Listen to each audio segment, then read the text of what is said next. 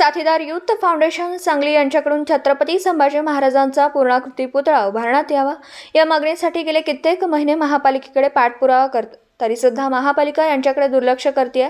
वास्तविक या पुतळ्यासाठी पूर्णपणे निधी मंजूर असताना सुद्धा महापालिका प्रशासन याच्याकडे का दुर्लक्ष करते हा एक संशोधनाचा विषय आहे। सध्या आपल्या शहरामध्ये विविध राजकीय नेत्यांचे पूर्णाकृती पुतळे स्मारके हे कोणत्याही विशेष मार्गांशिवाय एखाद्या स्थानिक नेत्याला, माजी मंत्र्याला, आमदारांना खुश करण्यासाठी या नेते मंडळींच्या न सांगता मागे पुढे फिरताना महापालिका प्रशासन दिसतात।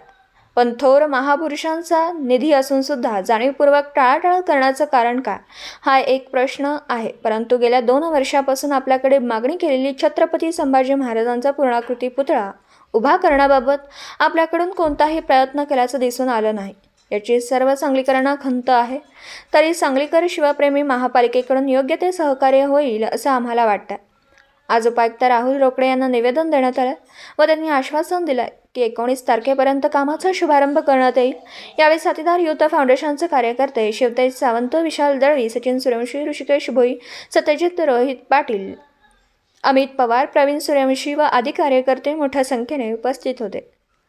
पत्रकार राजेंद्र शिंदे, झी न्यूज मराठी।